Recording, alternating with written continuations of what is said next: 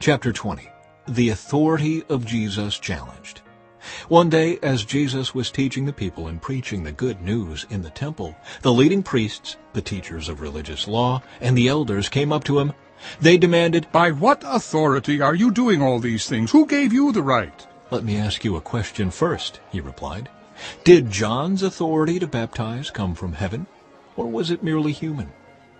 They talked it over among themselves. "If we say it was from heaven, he will ask why we didn't believe John. But if we say it was merely human, the people will stone us because they are convinced John was a prophet." So they finally replied that they didn't know. And Jesus responded, "Then I won't tell you by what authority I do these things." Parable of the evil farmers. Now Jesus turned to the people again and told them this story. A man planted a vineyard, leased it to tenant farmers, and moved to another country to live for several years. At the time of the grape harvest, he sent one of his servants to collect his share of the crop. But the farmers attacked the servant, beat him up, and sent him back empty-handed. So the owner sent another servant, but they also insulted him, beat him up, and sent him away empty-handed. A third man was sent, and they wounded him and chased him away. "What will I do?" the owner asked himself.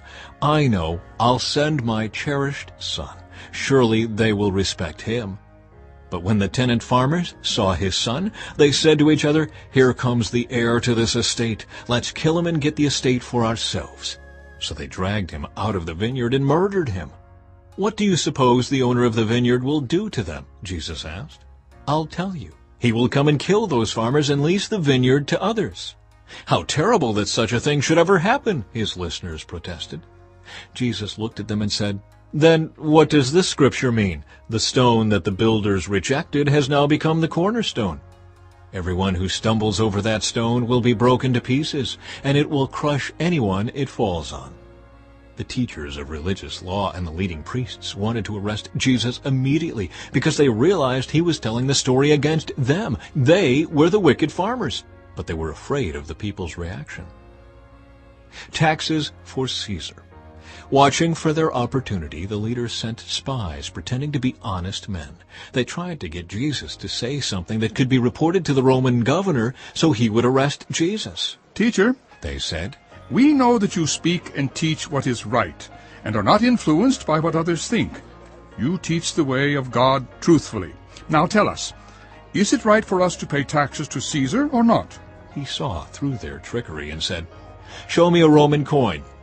Whose picture and title are stamped on it?" "Caesar's," they replied. "Well then," he said, "give to Caesar what belongs to Caesar, and give to God what belongs to God." So they failed to trap him by what he said in front of the people. Instead, they were amazed by his answer, and they became silent. Discussion about resurrection. Then Jesus was approached by some Sadducees, religious leaders who say there is no resurrection from the dead. They posed this question. "Teacher, Moses gave us a law that if a man dies, leaving a wife but no children, his brother should marry the widow and have a child who will carry on the brother's name.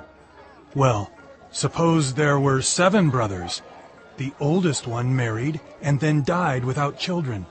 So the second brother married the widow, but he also died. Then the third brother married her. This continued with all 7 of them, who died without children. Finally, the woman also died. So tell us, whose wife will she be in the resurrection?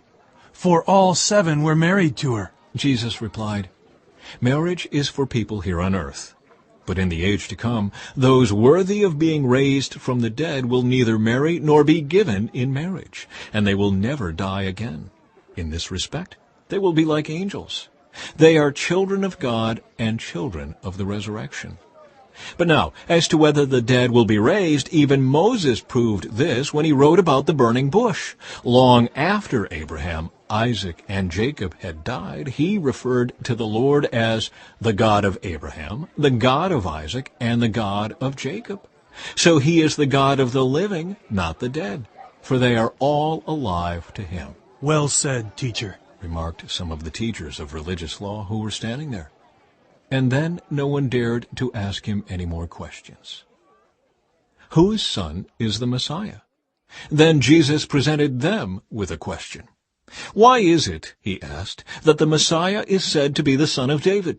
For David himself wrote in the book of Psalms, "The Lord said to my Lord, sit in the place of honor at my right hand, until I humble your enemies, making them a footstool under your feet."